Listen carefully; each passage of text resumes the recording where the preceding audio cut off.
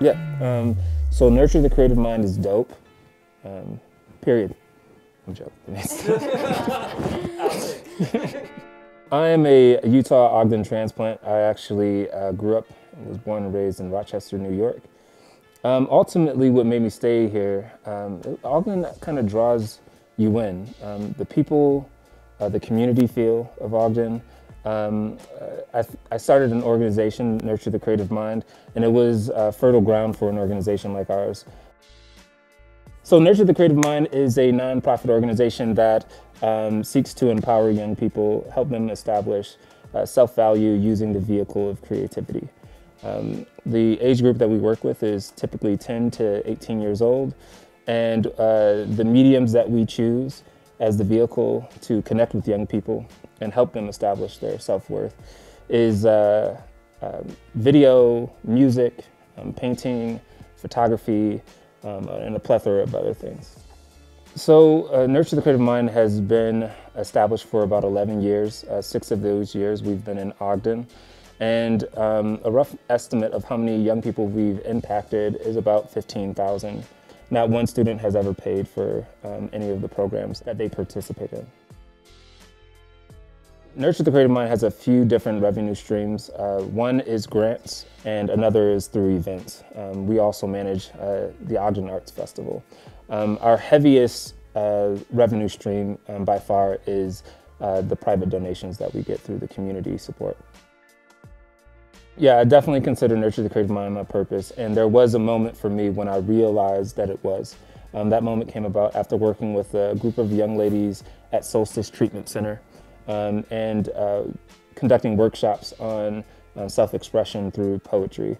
After working with that group of young ladies, I realized not how many students, like I stopped thinking about how many students we had worked with and started thinking about how many more we needed to work with.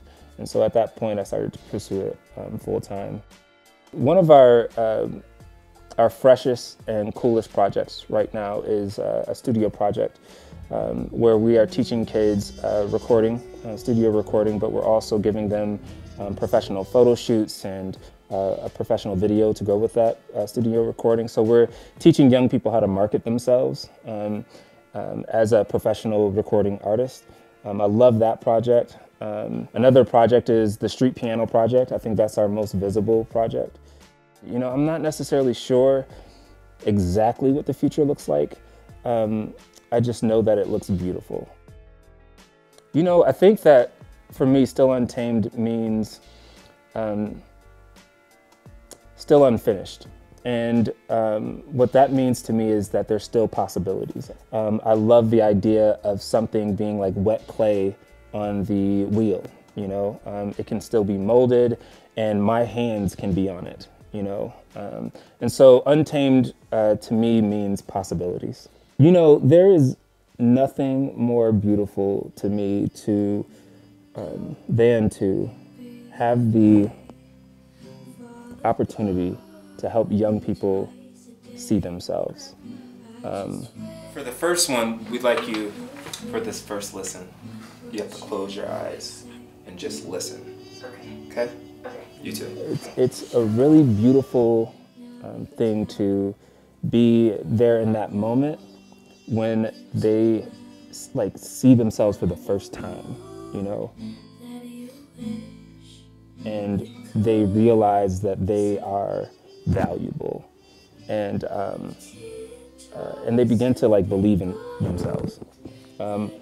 So to be able to have that opportunity and for parents and students to be able to trust me, there's something really,